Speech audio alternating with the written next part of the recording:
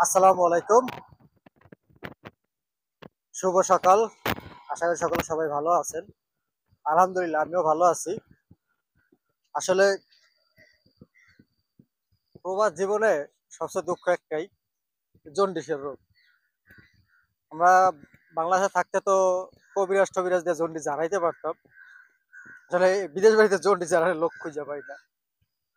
ডাবের উপরে ভরসাশীল। তো কয়দিন যাবত জন্ডিসের সমস্যা একটু ভুগতেছি বেশি।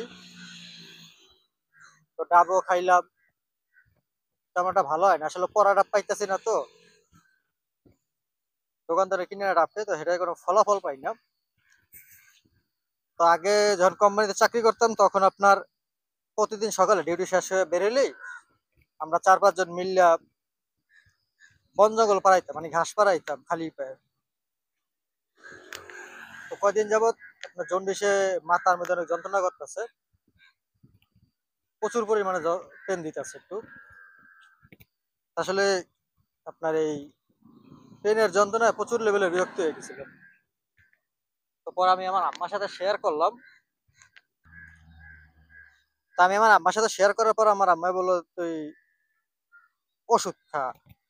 তা আমি বললাম যে আম্মা, এখানে তো জন্ডিসের ওষুধ কোথাও বেচে কিনা সঠিক জানি না, কারণ কি করা যায়। মায়ের যদি কেউ যাইতো তাহলে তোর লেগে জন্ডিসের ওষুধ দিয়ে দিতাম। তা আমিও ভাবলাম যে আসলে যদি কেউ নাই আসে তো জন্ডিসের মায় পাঠাইবে কিভাবে।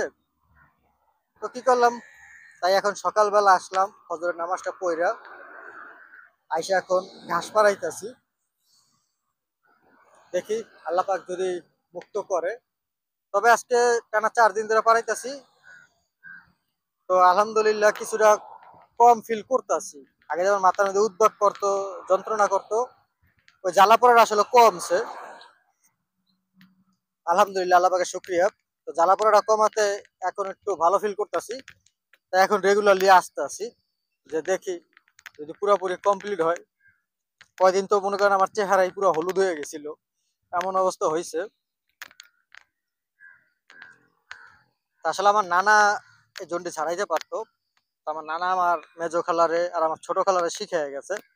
তবে আমার নানা অনেকবার বলছিল আমাকে শিখানোর জন্য, আমার নানা আমাকে শিখায় নাই।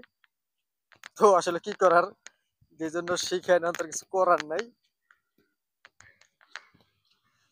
তাই এখন সকাল সকাল মাটি পাড়ানোটাই বেটার মনে করি। আসলে বিদেশে আমরা বেশিরভাগই জুতা পাইতে থাকি, তো খালি পায়ে থাকা হয় না।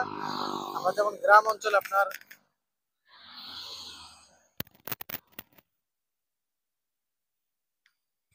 খালি পায়ে হাঁটাচলা করি। আসলে বিদেশে সেটা হয় না, সব সময় কেস পাই দিয়ে থাকতে হয়। তো যে কারণে আসলে প্রবাসী বাঙালি ভাইদের বেশিরভাগই জন্ডিসের সমস্যাটা ভুগতে হয়।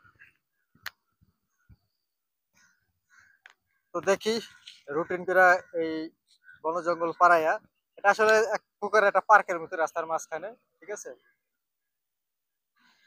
তো কয়দিন ধরে ভাবতেছি যে আসলে কোথায় পাবো মাটি আর কোথায় পাবো ঘাস। তো পরে মনে হলো যে আমার বাসার পাশে তো আছে, তা আমার কষ্ট করে এত দূরে যাওয়ার কি দরকার।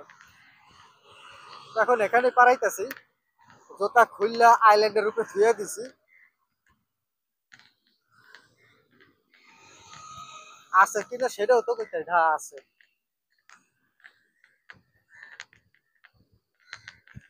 তো সকলে ভালো থাকেন, সুস্থ থাকেন। সকলের জন্য রইল শুভকামনা এবং সকলের সুস্বাস্থ্যতা কামনা করছি। আল্লাহ পাক সকল মুসলিম ভাইদের হেদায়েত দান করুক এবং হেফাজতে রাখুক। ভালো থাকেন।